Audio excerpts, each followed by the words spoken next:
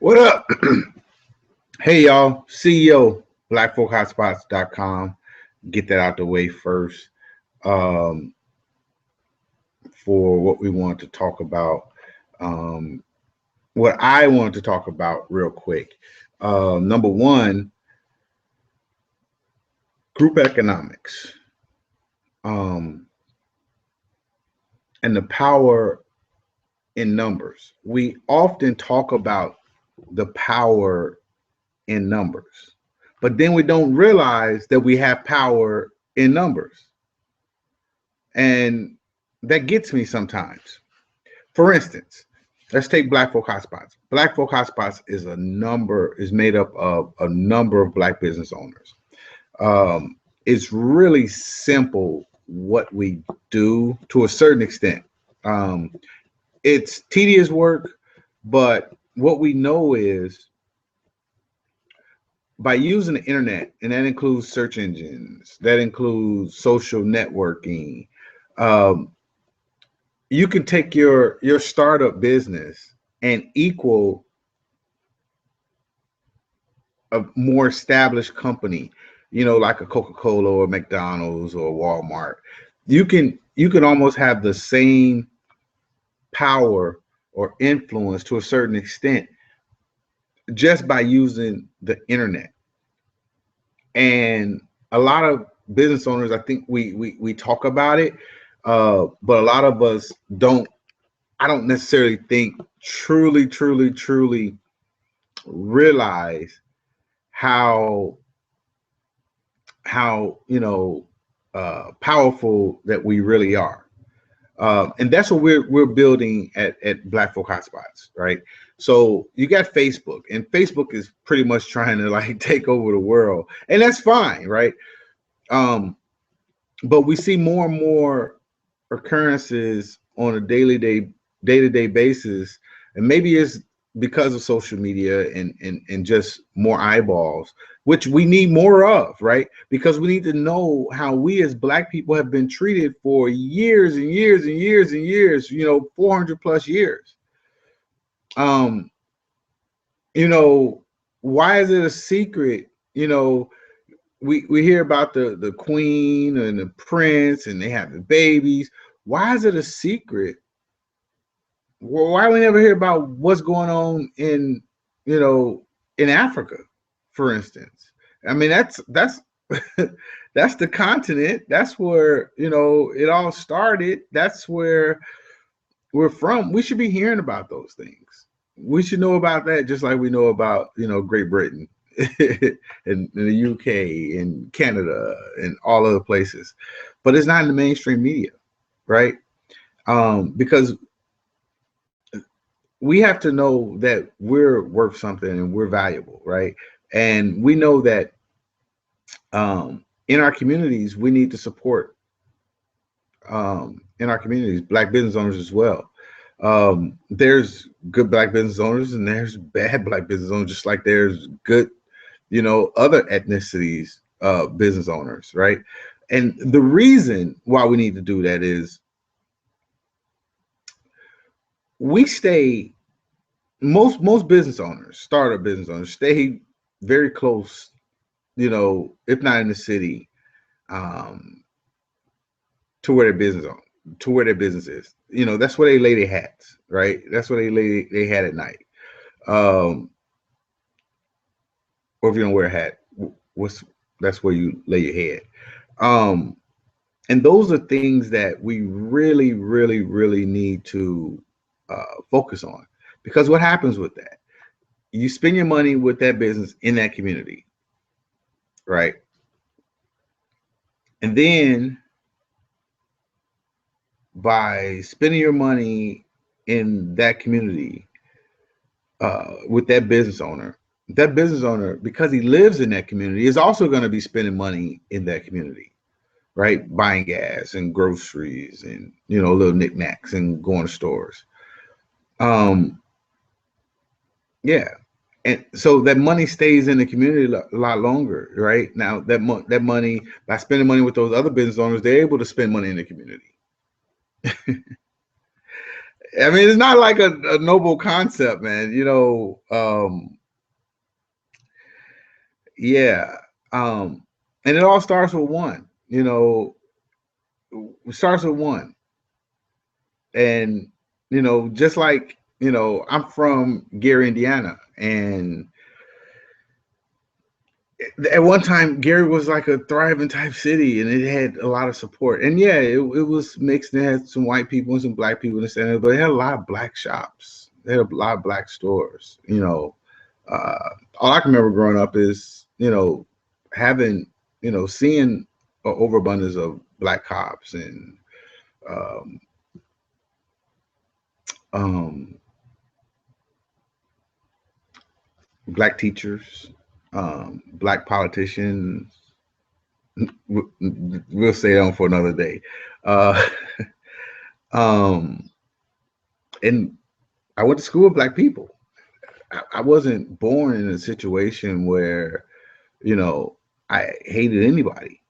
And you literally have people who hate you because of your black skin or afraid of you. I didn't grow up afraid of anyone, right? I always grew up as seeing people as people. But I knew that we were black.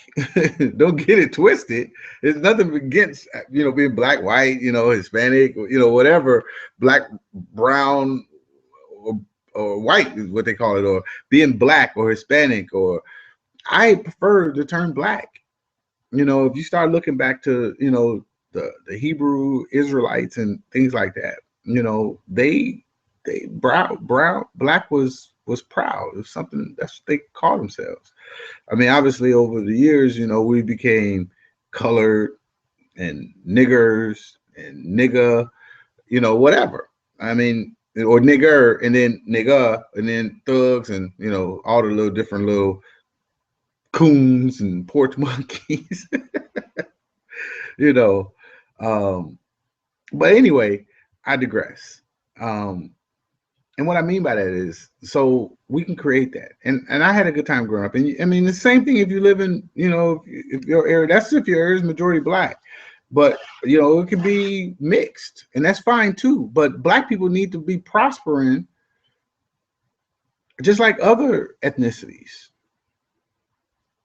I mean, right? You are black, right? Don't you think, you should be able to get what the next man gets? Have as much power as the next man? Or just do you think you should just live? I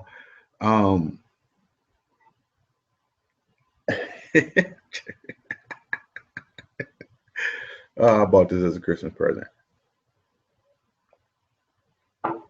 I think something like that. Birthday, I don't know. But yeah.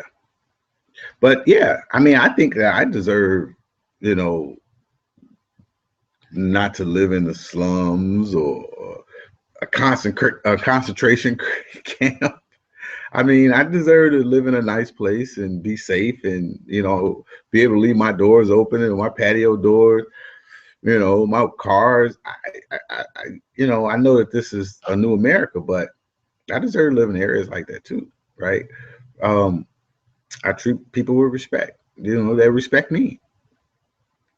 I think that the police need to understand that as well. All of us are not criminals, and I know there's a lot of black on black crime, and this is a big thing that's going on and on with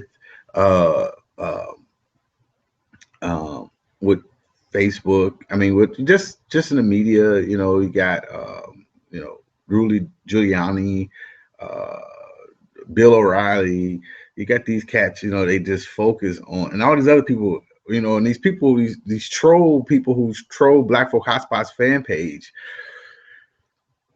Join the conversations over there too, where what we do is we share, some current events and things, and bring some things to light and have some conversations. But what we do more importantly is we share black businesses, where they at, so you can find them. And that's the same thing we do on Twitter and Instagram, because it's not just about being in a city nowadays. With the internet, you can go global. So we could take your local business and turn it into a global business, which gives you, allows you to make up ground where you're just not relying on the local income. If we keep doing that, then we'll start growing little pockets here and there and there. And before long, for our kids and grandkids or whatever, we can start to increase our medium incomes and lower the crime rates. I mean, it's been known and known and known and known and known, study after study after study and fact after fact after fact. The more income you make, or the more income in the area, the higher the medium income, the lower the crime rate. So you guys want to stop crime in Black communities? You white people who are listening too,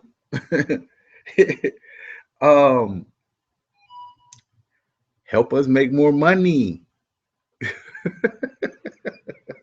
Spending with a Black business. That's it. I mean, but y'all trip. Talk about like the 90 plus, 94, 93%, Black on Black crime. And I'm like, duh, white on white crime is 84%. I'm sure, crime in Hispanic communities are the same way in other communities. It just is what it is. Okay, so ours is the highest right now. Okay, cool. Well, help us make more money. As a manager, the thing that I focus on, being a leader, is developing leaders, right? And everybody's not a leader. You might develop a person, you might think a person doesn't have anything, but you treat people equally, and you'd be amazed at who, sprout up and show promise. All you need is a little bit sometimes. I was reading something about a week ago on, I don't know, maybe I saw it on Facebook or something, or maybe it was a video on YouTube. But one of the things that I saw was the fact that in Baltimore, for instance, right, they cut the governor. These are the people that you elected. The governor cut the budget to schools and increased the budgets to prisons. Wow. That's interesting. When it costs about, $11,000 to educate a child or something like that.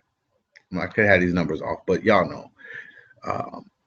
And it costs like $22,000. Been seeing this thing going around the internet to house a prisoner. So how much more money is being made off a prisoner? Because an inmate. So you think about it. What would make a person make that type of financial decision? If it was in your house, you would make that decision. You wouldn't be like, we need a new car. And we're gonna get Ford Fusion. Just say they're the same make and model, same color, same everything, right? All the trimmings and accessories. But this one is at this dealership is $22,000, and this one at this dealership is $11,000. Same exact miles, pound for pound, same thing. Apples to apples. Why would you? Oh, and the only thing different is the color, right? So would you pay $10,000 more for a white car or a black car versus, a blue car or a gray car?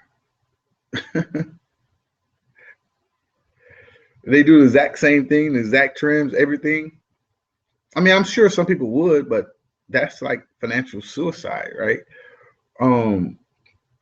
So this black car, if it's $10,000 more, I'm like, that car must be making me in the long run, return on investment is saying that car is going to make me 10 times as much money as the white car.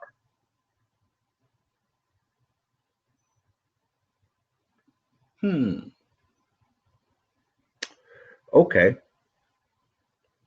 That's the only way it makes sense.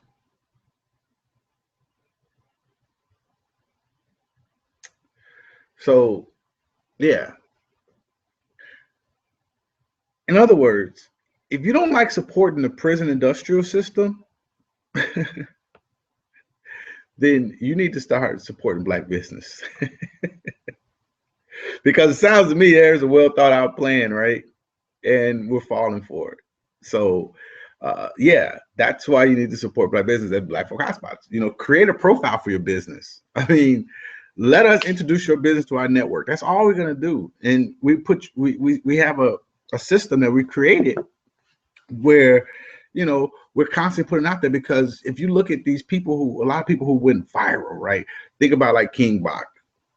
You know, here's a guy who, you know, had made hundreds and hundreds and hundreds of videos.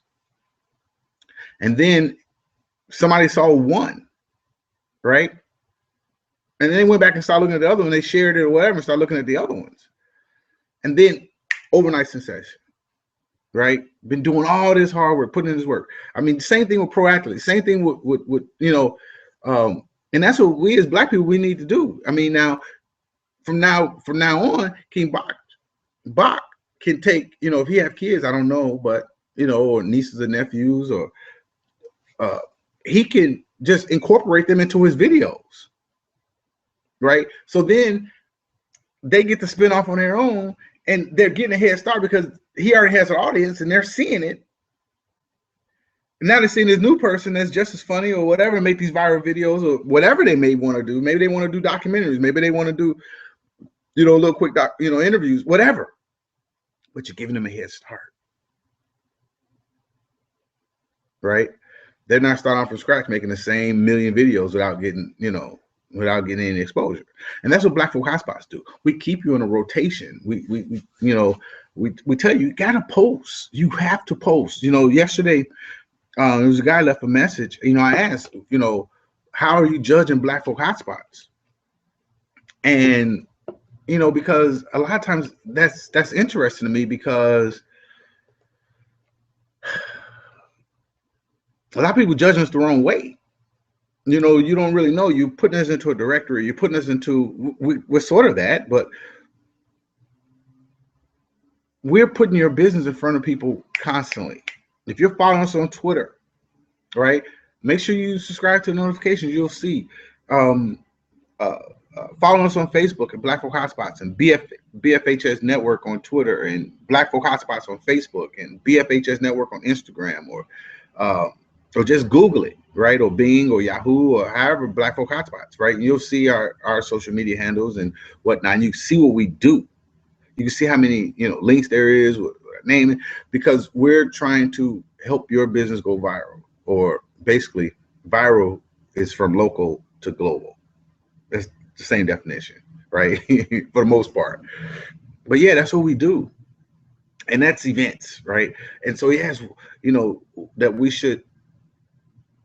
I shouldn't focus too much on events. Well, you know, how do I read our stats? Is I look at what's popular. I mean, what people are looking for, and people are looking for events. You know, you're having networking events, you're attending networking events or concerts or things like that. Post those, because the more people to post, you're number one, you're helping the event hosts, right, grow. And if they can grow, then you're bringing in more people, because now they're making more money. They can spend more on advertising, bringing more people, and they can grow. Now you are going to benefit. Your business will benefit, because now you'll have a chance to meet more people, and that's, or be introduced to more people, which is what Black Folk Hotspots do. We just happen to do it online. And right now we got about 250,000 people. So yeah, that's what we do. But events are huge, right? Every business grows with events. That's why, you know, the Sunday paper is the thickest newspaper of the week. I mean, it's the most subscribed to paper or bought paper because of the coupons. What are the coupon sales? What are sales? Events last from one time to another time. You're going here. Why you see advertisements on TV, right?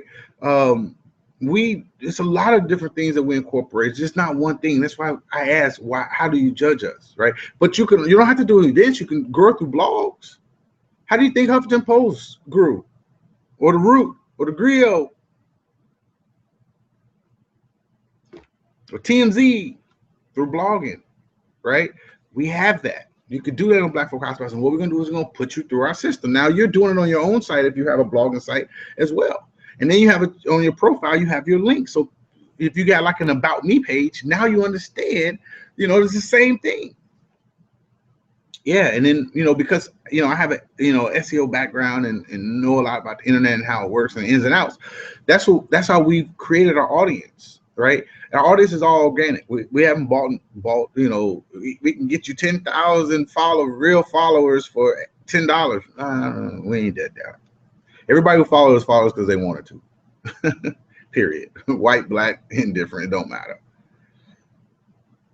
And they made it, and our following is different. I mean, it's made up of black people majority, but it's a lot of white people and Hispanic people, and we have some great conversations. Sometimes some people should sit out, but yeah, that's how we grow communities. That's how we lower the crime rate.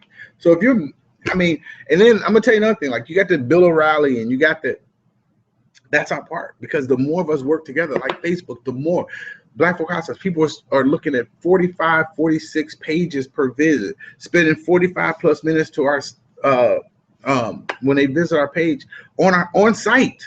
And they're flipping through pages. They're looking at pages, they're looking at your business, they're looking at your videos, they're looking at your blogs, they're looking at your photos and stuff like that, right? They're looking at those things. They're consuming information. It's content. It's how the internet works. Content. Everybody talks about content. But the more you give us, the more we can share. The more you post, the more you can share. You should be posting every day. Every day, something should be posted about your business. Now, I know you're probably doing it on your Facebook page and all your different social media pages, but do it on Black Folk Hotspots too, so we can keep it in rotation. Not only that, but we do some other things with your profile too. We keep that in rotation. It may not get a lot of likes and this and the other, but people are clicking. That's what we know. You gotta know your stats. We use Google Analytics, we use Stat Counter, and we use Alexa as a guidepost of where we are in rank to traffic. We're in the top 500,000 sites in the world. Top like 100,000 in the United States, and just moving up. The bigger we get, the better it is going to be for you.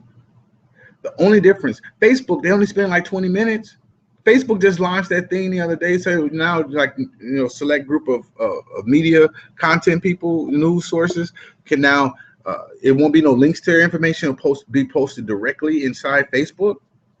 Why do you think that is? They want to keep you there. They don't want you going to outside resources.